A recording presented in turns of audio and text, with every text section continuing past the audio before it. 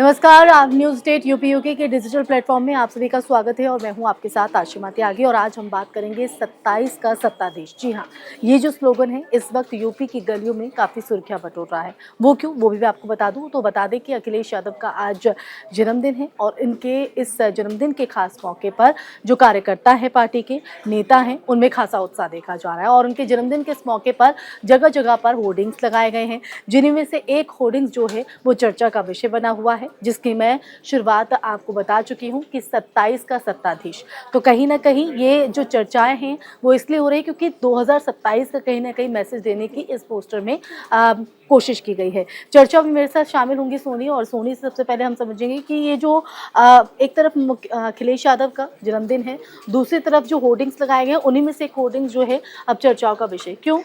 देखिए अखिलेश यादव का बहुत ही अच्छा दिन है, उनका आज बर्थडे है। इस अवसर पे क्या है, जो जयराम पांडे हैं उनके द्वारा एक होर्डिंग लगाई गई। अब वो होर्डिंग ही है जो आज काफ़ी ज़्यादा चर्चा का विषय बना हुआ है। उस होर्डिंग में मतलब जो अखिलेश यादव उनको काफ़ी प्रभावशाली नेता के रूप में दिखाया गया। उन्होंने लाल रंग की टोपी पहनी है और उस पर जो लिखा हुआ, उस पर होर्डिंग पर लिखा हुआ है 24 पे बरसा जनता का आशीष, दीवारों पर लिखा है कौन होगा। फिर इस तरीके का लिखा हुआ है और इसमें उन्होंने बहुत अच्छा मैसेज दिया है। पहले उन्होंने संस्कृत में लिखा है और जो संस्कृत का जो हिंदी है वो मैं आपको बता देती हूँ।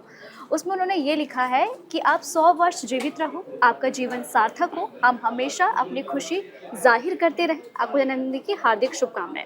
ठीक तो है, लेकिन ये भी आप बताइएगा कि क्या लिखा है। लेकिन अगर हम पोस्टर के पूरे स्वरूप की बात करें तो पोस्टर में क्या क्या कुछ खासियत है, जरा वो भी बताइएगा। देखिए पोस्टर, लाल रंग की टोपी हाँ है लाल जो रंग की हाँ। टोपी है, उनको काफ़ी प्रभावशाली नेता के रूप में दिखाया गया है। और हम्म। कहीं ना कहीं मतलब उन्होंने जो उसमें जो अपने बोला उसमें ये मैसेज दिया गया है कि जो अब इसके बाद 2027 का जो होगा उसमें अभी से इन लोगों ने अपनी रणनीति कहीं ना कहीं उसको लेकर इशारा किया गया है, उसी को लेकर। क्योंकि अगर हम देखें जो इससे पहले लोकसभा चुनाव हुआ था उसमें इनका काफ़ी अच्छा अच्छा प्रदर्शन प्रदर्शन रहा रहा। था। तो उस पर यहाँ पे इनकी पार्टी अभी और ज़्यादा आगे के लिए तैयारी कर रही है। तो एक तरह से देखा जाए तो क्या ये कॉन्फिडेंस कहा जाए या ओवर कॉन्फिडेंस कहा जाए समाजवादी पार्टी का, क्योंकि ठीक है लोकसभा चुनाव में आपका अच्छा प्रदर्शन यहाँ पर रहा है, लेकिन उपचुनाव में चुनौती कम नहीं होंगी और उपचुनाव को ही 2027 का सेमीफाइनल मान रहा है, इसलिए मेरा सवाल आपसे है। देखिए इसे ओवर कॉन्फिडेंस तो नहीं, लेकिन हाँ इसे कॉन्फिडेंस कह सकते हैं। लेकिन कहीं ना कहीं अगर देखा जाए तो अभी इससे पहले जो हरियाणा इलेक्शन हुआ था इसमें बीजेपी का काफ़ी अच्छा प्रदर्शन रहा था। तो इस आधार पर हम जो अपोजिशन पार्टी है उसको भी हम हल्के में नहीं ले सकते। लेकिन ऐसा नहीं है कि क्योंकि वो इनमें लोग से कहीं, कुछ ऐसी हाँ सीटें हैं जो पारंपरिक हैं और यादवगढ़ की जो। यादवगढ़ के हैं। और इसमें एक चीज़ मैं आपको बता दूं कि इससे जो लोकसभा इलेक्शन हुआ था इसमें बीजेपी भी जिन सीटों में वो हार गई, जिन सीटों या जिन चीज़ों से वो पीछे रह गई, तो वो भी इसकी आगे की रणनीति कर रही है कि जहाँ पे हम नहीं जीत पाए, अब आगे जो होगा इसमें हम उस जगह पे मात ना खा पाए। लेकिन हालांकि लोकसभा और अभी वाले इलेक्शन में काफ़ी डिफरेंस है, इनकी अलग तरीके से देखा जाता है, लेकिन फिर भी इसको वो हल्के में नहीं ले सकते। तो देखिए जिस तरह से आज जैसे कि सोनी ने आपको बताया कि अखिलेश यादव का आज जन्मदिन है और उनके जन्मदिन के मौके पर जो है उनके पार्टी के कार्यकर्ता हों, नेता हों, उनमें खासा जो उत्साह है वो देखा जा रहा है। लेकिन इस उत्साह के बीच जो होर्डिंग्स है वो चर्चाओं का विषय बने हुए हैं। लेकिन ये चर्चा का विषय क्यों बना हुआ है, क्या क्या पोस्टर में लगाई, ये आपको सोनी ने बताया है। और चर्चा को आगे बढ़ाएंगे। चर्चा में मेरे साथ अरुण जुड़ेंगे और अरुण से हम बात करेंगे और उनसे समझने की कोशिश करेंगे, क्योंकि देखिए उपचुनाव भी है और आज का जो दिन है वो अखिलेश यादव का काफ़ी स्पेशल दिन कहा जा सकता है, क्योंकि बर्थडे उनका। होर्डिंग्स लगाया गया है और 27 का सत्ताधीश यहाँ पर कह दिया है और ये स्लोगन इस वक्त कोट करते हुए एक यूपी की गलियारों में चर्चा का विषय बन गया। देखिए, इस तरह के पोस्टर लगना कहीं न कहीं सपा के आत्मविश्वास को भी दिखाता है। हमने देखा था किस तरह से सपा की ओर से लोकसभा चुनाव में प्रदर्शन किया गया और 37 सीटें जीत ली गईं और अभी फ़िलहाल उपचुनाव है, जिसमें सपा पूरी ताकत अपनी झोंकने वाली है और उसके बाद 2027 में विधानसभा का चुनाव है। तो इस बार जो है पूरी ताकत के साथ और अति आत्मविश्वास तो ना हो जाए, पर आत्मविश्वास के साथ जो है सपा उतरने वाली है मैदान में। और इस तरह के पोस्टर ऐसा पहली बार नहीं है जब इस तरह के लगे हों। हमने देखा था लोकसभा चुनाव में भी अखिलेश को पीएम दिखाने वाले पोस्टर लगाए बने गए थे हैं। कार्यकर्ताओं की ओर से। इसके साथ जो 2022 का विधानसभा चुनाव था उसमें भी इस तरह के पोस्टर लगाए गए थे, लेकिन उस चुनाव में सपा को हार का सामना करना पड़ा था। लेकिन अभी स्थिति जो है पिछली बार से बेहतर है और लोकसभा चुनाव में भी अच्छा प्रदर्शन है, तो उसी बल पर मुझे लगता है कि आत्मविश्वास है। अब देखिए, आप उपचुनाव की ओर मैं ले जाना चाहूंगा इस बहस को, कि इस चर्चा को, कि उपचुनाव में इंडिया गठबंधन में सपा और कांग्रेस में हमने देखा था दरार देखने को मिल रही थी सीट बंटवारे को लेकर। लेकिन अब स्थिति उलट उलट देखने को मिल बिल्कुल रही है। जो और है जो शायद 2 से 3 सीटें जो कांग्रेस की तरफ से मांग की गई उस पर भी सहमति बन गई बिल्कुल है। पहले कांग्रेस की ओर से असल में 5 सीटें मांगी गई थी, 10 सीटों 5, पर हाँ। हाँ उपचुनाव होना था और फिलहाल तो इलेक्शन कमीशन की ओर से 9 सीटों पर उपचुनाव की घोषणा हुई और मिल्कीपुर जो है उसे होल्ड किया गया है। लेकिन कांग्रेस की ओर से 5 सीटें मांगी गई थी। बाद में ऐसी खबरें बाद में जो सपा की ओर से जैसे हरियाणा चुनाव के नतीजे आते हैं तो सपा अपनी लिस्ट जारी कर देती है, 6 कैंडिडेट्स की लिस्ट जारी कर देती है, जिससे कांग्रेस को काफी धक्का लगा था। कांग्रेस की जो यूपी की लीडरशिप है, चाहे वो अजय राय है या अविनाश पांडे हैं, वो काफी उन्होंने अपना इसमें हताशा निराशा क्योंकि जो जताई। बिल्कुल प्रतिक्रियाएं थी उसमें वो जो टीज थी, जो बिल्कुल चेहरे पर निराशा थी, वो साफ तौर पर दिखाई पड़ रही थी। लेकिन उसके बाद जो है स्थिति थोड़ी ठीक होनी शुरू हो गई और कहीं ना कहीं पहले ये बात सामने आई कि 2 सीटें जो है कांग्रेस के लिए छोड़ दी जाएंगी, वो खैर और गाजियाबाद की सीट है।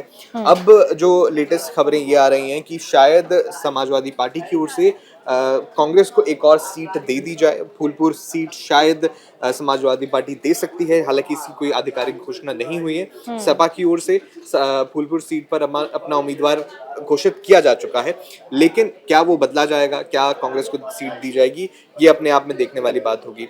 इसी के साथ मैं बीजेपी का भी जिक्र करना बिल्कुल, चाहूंगा। और ये इसलिए भी जरूरी हो जाता है क्योंकि एक तरफ आप कह रहे हैं, जिस तरह के हम लोकसभा चुनाव के प्रदर्शन की बात करें तो 90 में से 37 सीटें अपने खाते में लेकर आती है समाजवादी पार्टी, और उसके बाद से हम देख रहे हैं चाहे अखिलेश यादव हों या उनके पार्टी के और नुमाइंदे हों या कार्यकर्ता भी क्यों ना हो, वो यहाँ पर उनके जो हौसले हैं वो बुलंद नजर आ रहे हैं, और यही वजह है कि वो जीत को लेकर किसी ना किसी तरीके से अपनी स्थिति को बयां करते हैं, जैसा कि अब होर्डिंग से हमने इस चर्चा की शुरुआत की थी। लेकिन बीजेपी के लिए क्या माना जाए कि क्या स्थिति वाकई चुनौतीपूर्ण रहने वाली है? ये जो अखिलेश यादव और उनकी पार्टी का कॉन्फिडेंस नजर आ रहा है। देखिए, कॉन्फिडेंस जिस तरह से मैंने अभी जिक्र किया कि 80 में से 37 सीटें जीती, लेकिन ये सीटें उन्होंने जीती सपा ने।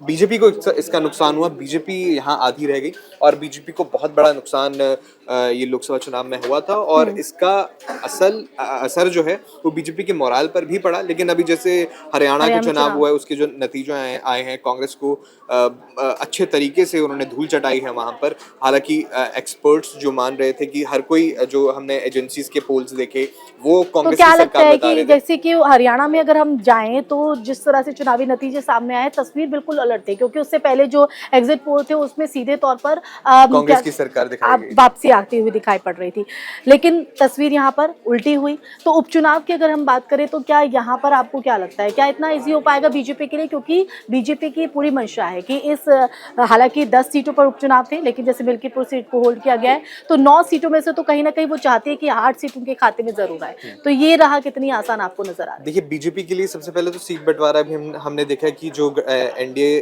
का घटक दल है, संजय निषाद की जो पार्टी है, संजय निषाद दिल्ली में डेरा जमाकर बैठ गए हैं। वो 2 सीटों की मांग कर रहे हैं बीजेपी से। हालांकि आलाकमान की ओर से उन्हें क्या आश्वासन दिया जाता है, ये देखने वाली बात होगी। हालांकि ओरिजिनली बीजेपी जो है 9 सीटों पर चुनाव लड़ने की बात कही जा रही थी और जो एक सीट थी वो आरएलडी को खाते में देने की बात की जा रही थी। लेकिन अब संजय निषाद का इस तरह से सीटें मांगना, ये बीजेपी आलाकमान के लिए मुश्किल तो होगा।